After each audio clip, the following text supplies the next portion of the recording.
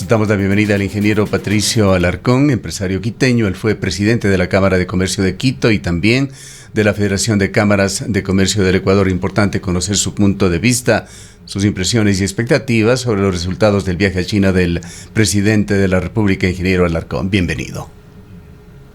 Buenos días, Gustavo. Un cordial saludo a toda la audiencia de Radio Antena 1 en Cuenca. Mire, dentro de cualquier acuerdo que se llegue, las negociaciones, la apertura de mercado, atraer inversión hacia el país, tratar de buscar mejores condiciones para pagar las deudas, es importante y tendremos que monitorear cómo se desenvuelve la negociación del gobierno ecuatoriano y en varios ámbitos. El uno es el acuerdo comercial. Vi que se firmó una carta de intención, según lo que pude escuchar, para finales del 2022 ya estaríamos firmando un acuerdo comercial. Esperemos que las negociaciones se den de la mejor manera, se negocie de una manera inteligente, muy importante. Esperemos que se consigan buenas condiciones en cuanto a la inversión, porque hay que tener mucho cuidado con la China, con el Asia, con la China específicamente, porque ¿qué es lo que ha sucedido históricamente, Gustavo? El problema ha sido que nos han prestado dinero a tasas muy onerosas para hacer proyectos con sobreprecio y proyectos que en muchos casos no funcionan, usando inclusive mano de obra china y no ecuatoriana. Entonces tenemos que tener cuidado con el sobreprecio, tenemos que tener cuidados con las tasas de interés y tenemos que tener cuidado con la calidad de la inversión, la calidad de la infraestructura, por así decirlo. Entonces eso es muy importante evaluar si es que se logra liberar el petróleo de la preventa petrolera, muy importante, y sobre todo ver cómo nos va a convenir el acuerdo para exportar más. ¿Y qué podemos exportar a la China? El gran rubro es el camarón. El camarón es un rubro por temas de calidad, por temas de que el Asia se vio complicado hasta cierto punto con este producto, algunas enfermedades. Entonces tenemos que darle sostenibilidad a esas exportaciones. ¿Cuánto más banano se puede exportar? No estoy seguro. ¿Cuánta pitahaya se puede exportar? No estoy seguro. Pero de la China se puede importar mucho y ahí es donde tenemos que revisar que se cumpla con la calidad de los productos y sobre todo que las malas prácticas de la China no redunden en bajos costos en el país y con una competencia injusta para la industria ecuatoriana. Justamente esto de importar mucho implica riesgos para la, en general, incipiente industria nacional. Mire, puede implicar ciertos riesgos en ciertas industrias específicamente que tendrán que volverse más competitivas. Para mí la competencia es sana. La competencia le hace más eficiente al industrial, la competencia le hace más eficiente a quien da servicios, a quien vende bienes de consumo en general. Claro, y la China tiene una capacidad de producción enorme, las economías de escala son enormes. Muchas veces la mano de obra es muy barata. En las plantas chinas duermen los trabajadores, por darle un ejemplo. Entonces, tenemos que monitorear que el gobierno le dé las condiciones a la industria local. Y las condiciones a la industria local son bajar impuestos, definitivamente. No pueden seguir manteniendo el ISD 4 años más, eso se debe eliminar de inmediato. Entre el acuerdo con la China, se debe ya eliminar el ISD, se deben eliminar los impuestos a los dividendos, por darle una idea. Se debe trabajar en una reforma laboral urgente, se debe trabajar en una reforma al Código Monetario para bajar las tasas de interés. Capital de trabajo es demasiado costoso en este país como para que la industria sea competitiva. Entonces, con usted lo hemos hablado varias veces, Gustavo. El gobierno está bien que ataque los mercados, que busque la apertura, pero tiene que trabajar localmente en la competitividad, cosa que no ha hecho, ha empeorado la competitividad en los últimos meses. ¿Cómo ve usted este tema coyuntural del precio del barril del petróleo que se encuentra ya en forma consistente por encima de los $90? la opinión de expertos es en el sentido de que continuará subiendo. Hay consenso entre economistas ecuatorianos de que esto le está dando un respiro adicional a las finanzas públicas, pero hay un sector también importante de economistas que están criticando la forma en que el gobierno está manejando este superávit petrolero, pues señalan que se está destinando esencialmente a sustentar la reserva internacional, pero no invirtiendo en el desarrollo del país. Mire, creo que la reserva internacional ya llegó a los 8.000 millones. Creo que puede ser sano mantener una reserva sólida para poder tener seguridad en cuanto a los depósitos de los ecuatorianos que están a buen recaudo.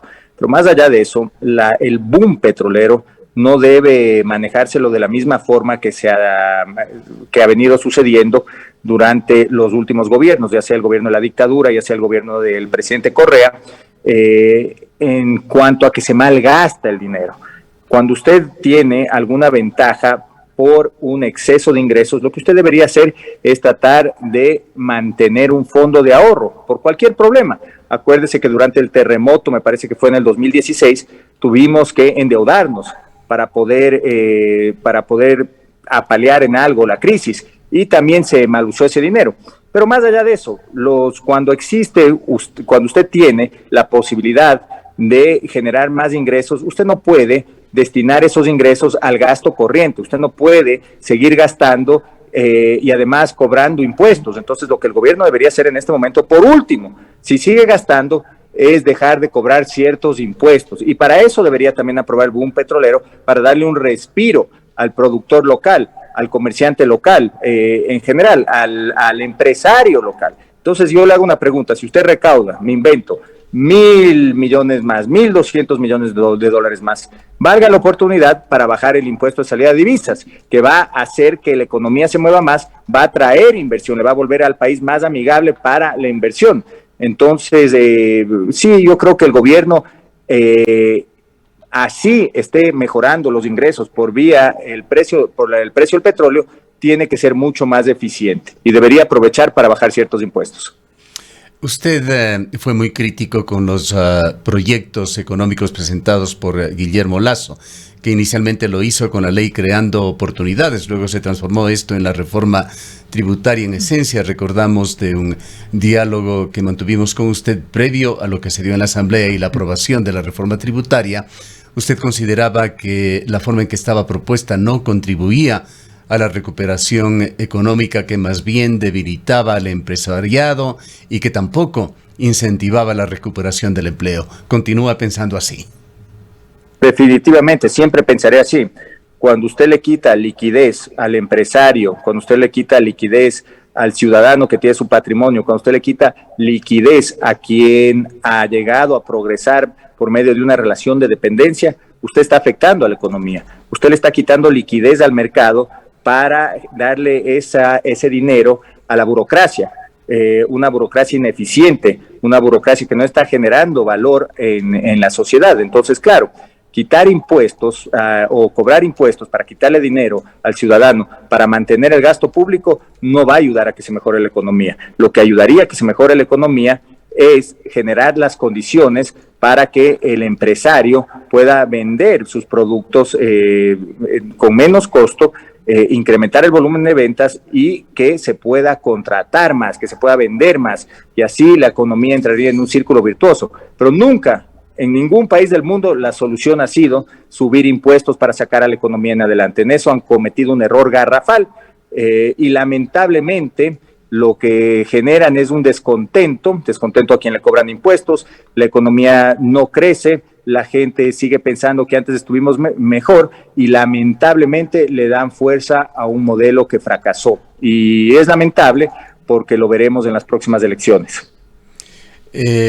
Capítulo aparte merece el análisis sobre la contribución temporal sobre el patrimonio y los efectos que esto ha traído. Esto fue objeto, además, de una reforma adicional a través de un decreto por parte del presidente Lasso para dejar claro de que esta contribución tenía que pagarse sobre el 100% de los activos de las empresas y en algunos casos también de los ciudadanos que pasaban los pisos que había puesto el gobierno. Imagínese usted que por decreto hacen cambios en el reglamento, porque de acuerdo a la interpretación de la ley, usted pagaba sobre el excedente en cuanto a las empresas sobre $5 millones, pero después se dan cuenta que necesitan recaudar esos $460 millones, me parece que es la cifra, y tienen que hacer el cambio para cobrar sobre la totalidad del patrimonio, es decir, los 5 millones y un centavo más si es que la empresa los tuviera, esa cantidad en cuanto al patrimonio. Entonces, claro, siguen los cambios en las reglas de juego, lo que no genera estabilidad, hace que el Servicio de Rentas Internas tenga que hacer interpretaciones, y esto justamente es otro problema más del que sufre el Ecuador históricamente, que es la falta de seguridad jurídica. Es un país donde no es amigable invertir justamente por los cambios constantes de las reglas de juego, y este gobierno no es una excepción, ha empeorado el tema de la, no el tema, pero empeorado la seguridad jurídica porque justamente hace este tipo de cambios. Este tema de las contribuciones obligadas para las personas de altos ingresos y para las empresas, ¿cómo está afectando ya en la práctica? Mire, la declaración del impuesto al patrimonio, la declaración de personas naturales y personas jurídicas se la hará en marzo. Entonces, el próximo mes vamos a ver el impacto de ese cambio en la ley, pero ya existe un impacto porque ya se ha retenido a las personas con relación de dependencia el excedente no el excedente, sino el nuevo impuesto a la renta de acuerdo a la proyección de los gastos y de acuerdo a la nueva tabla. Entonces ya empezó a retenerse este año y hay mucho descontento de las personas que ganan $2,000 o más, porque ya sintieron el impacto y se dieron cuenta de que el efecto es muy superior a lo que el gobierno estaba anunciando cuando pasó este proyecto de ley. ¿Qué otros aspectos considera usted deberían ser reconsiderados o reformados en la reforma tributaria? Mire, en la reforma tributaria lamentablemente tendrían que enviar otro proyecto de ley, cosa que ya no se puede hacer. Lo único que en este momento nos podría ayudar es un pronunciamiento de la Corte Constitucional en cuanto a que este impuesto no es progresivo y que va a afectar a la ciudadanía. Y por medio de la Corte Constitucional, básicamente tratar de que justamente no entre en efecto este impuesto. Esa sería una solución que tendríamos, ¿no? En este momento. Para finalizar, ¿cuáles son sus expectativas en cuanto a la recuperación económica del país? Dividamos en dos partes. Una, la que sería la fortaleza, la salud financiera del Estado ecuatoriano, y la otra, la de los ecuatorianos.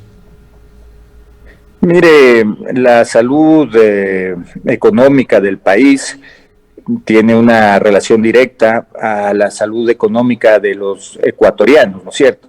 Si es que el gobierno haría las cosas bien y apuntaría al crecimiento de la economía por medio de la iniciativa privada, otra fuera la historia. Lamentablemente se quedaron con el mismo manejo económico, inclusive con el mismo equipo económico del presidente Moreno. Entonces, ¿qué es lo que sucede? Mantienen el gasto, creen que poco a poco con el gradualismo sacarán al país adelante, lo mismo que pasó en Argentina con Mauricio Macri, y lo único que sucede es que la gente cada día está menos contenta, ya no crece la economía. Si en algo crece la economía este año será porque evidentemente se acaba la pandemia y el crecimiento será muy superior al 2021. Pero no es en consecuencia de que se ha manejado bien la economía, porque le repito, usted no puede de una manera tan pausada, cuando apenas tiene 3 años y medio más en el poder, pretender que las cosas se van a mejorar poco a poco. Hay que tomar decisiones. La mejor decisión hubiera sido cambiar la estructura del Estado, la mejor decisión hubiera sido bajar los impuestos, evidentemente para esto tenía que seguir bajando el gasto, la mejor decisión hubiera sido apuntar a la inversión extranjera por medio de darles ventajas a los inversionistas locales y extranjeros con reglas de juego claras, no que para el que va a invertir le voy a dar ventajas y al que ya está en el país no le voy a dar ventajas, sino que las reglas tienen que ser claras y tienen que poder, tienen que aplicar para todos, no solo para el nuevo inversionista, porque ya veo que van a pasar una nueva ley de inversiones, que ojalá ayude, pero creo que ha habido mucha equivocación. Creo que el equipo económico no es el adecuado para la coyuntura actual en el país. Creo que el gobierno en materia económica ha dejado mucho que desear a quienes votamos por este proyecto. Creo que no se cumplieron nuestras expectativas y creo que más allá de que no se cumplieron nuestras expectativas, se hizo todo lo contrario a lo que se ofreció en campaña. Y es una lástima porque lamentablemente esto no ayuda a quienes creemos que el país puede salir adelante por medio de la liberación de la economía. Ahora, entonces, han sido solamente 8 meses de gobierno de 4 años. ¿Pueden cambiar las cosas? Bueno, pero ya 8 meses ya está cerca a cumplir el 25% de su periodo, que ya se acaba. Imagínense, en un año ya pasó exactamente el 25% de su periodo. Y un presidente tiene poco tiempo para hacer los cambios que tiene que hacer, y peor aún cuando sigue bajando su popularidad, porque en la Asamblea ya no es un buen negocio apoyar al gobierno de turno, y lamentablemente así es la política. Entonces creo que se han equivocado en el manejo político, en el manejo económico, y lamentablemente el país no sale de este círculo vicioso de tener que cobrar más impuestos, de tener que endeudarse más para mantener un Estado ineficiente. Y eso es lamentable para todos los ecuatorianos. Bien. Gracias por habernos acompañado. Gracias, estimado Gustavo. Saludos en Cuenca. Igualmente, declaraciones del ingeniero Patricio Alarcón, fue presidente de la Cámara de Comercio y de la Federación de Cámaras del Ecuador.